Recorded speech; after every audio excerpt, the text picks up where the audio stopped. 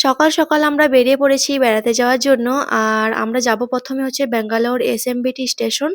তো আমরা একটা কার বুক করে নিয়েছিলাম বাড়ি থেকে। সেখান থেকে যাবো হচ্ছে বর্ধমান স্টেশন। বর্ধমান থেকে লোকাল ট্রেন ধরে যাবো হাওড়া স্টেশন। ঠিক আছে? বর্ধমানে চেয়ার কারে আমরা সিট বুকিং করে হাওড়া স্টেশনে হাওড়ার রাজধানীতে আমরা চেপে পড়েছি। ঠিক আছে? আর এটা আমাদের ছিল হচ্ছে সেকেন্ড এসি। সেকেন্ড এসিতে বুক করা ছিল হাওড়া যে ট্রেনটা। আর পৌঁছাবে হচ্ছে কালকে আ বিকেলের দিকে এসএমবিটি পৌঁছে যাবো।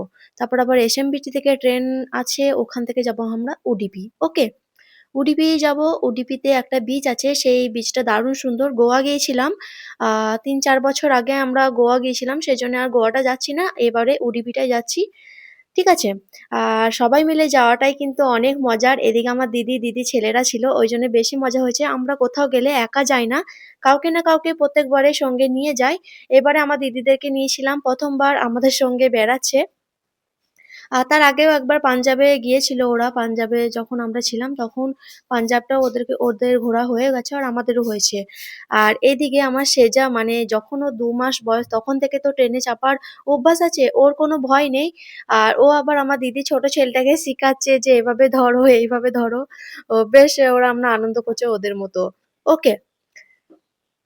আর ট্রেনে দেখবেন যে বেশি জন যদি থাকে তাহলে বেশ গল্প-সল্প করে কেটেও যায়। আমরা যখন একা যাই না তখন কি বোরিং লাগে।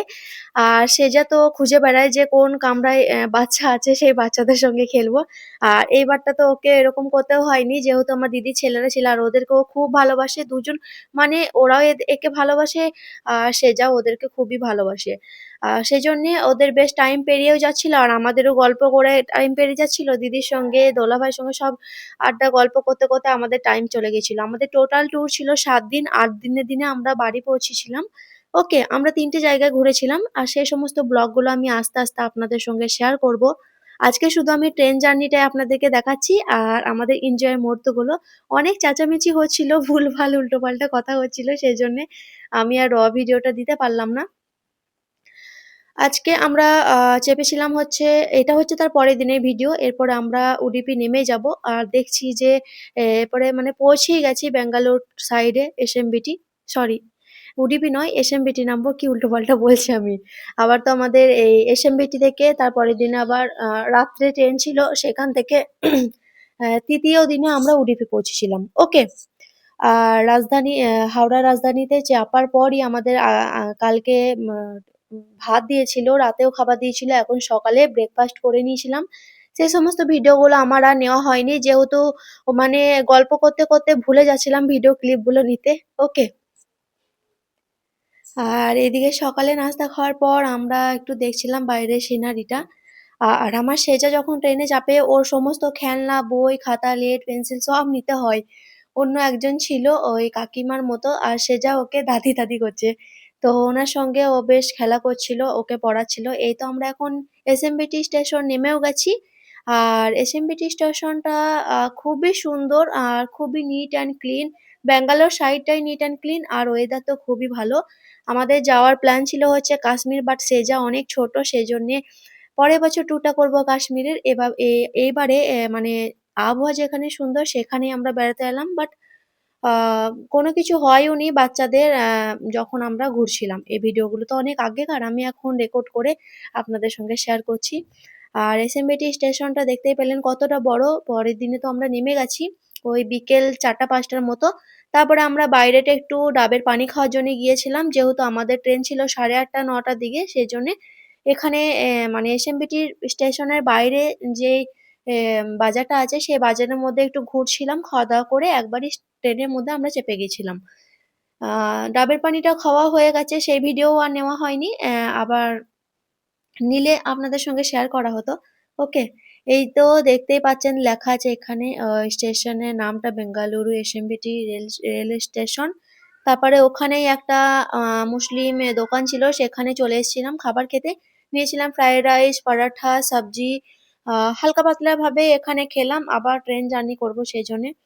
তারপরে এই তো আমাদের ট্রেনের মধ্যে চেপে পড়েছি। এই ট্রেনটা ছিল ফার্স্ট এসি বুকিং এর। আর দেখিয়ে দিচ্ছি আপনাদেরকে ফার্স্ট এসি কামরাগুলো। আর আমাদের তো বেশ পছন্দ হয় আর বেশ কমফোর্ট ফিল করি আমরা আ এই ট্রেনগুলোতে চেপে।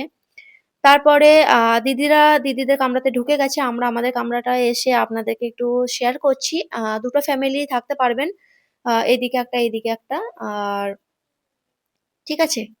আ এই তো এখানে সিঁড়িও ছিল, চাপার জন্য কোনো সমস্যাও নেই ফার্স্ট এসিটা। আর যতবার আমরা যাতায়াত করি ততবার সেকেন্ড এসি যাতায়াত হয়। ফার্স্ট এসিটা খুবই কম হয় যেহেতু আ মানে কনফার্ম হওয়ার চান্সটা খুবই কম থাকে। এই তো আমরা উঠে পড়েছি সেজে আমি উপরে, নিচে রুমান বাবু আমাদের কামরায় চলে এসেছি। এরপর সকাল হয়ে গেছে, এরপর নামবো আমরা।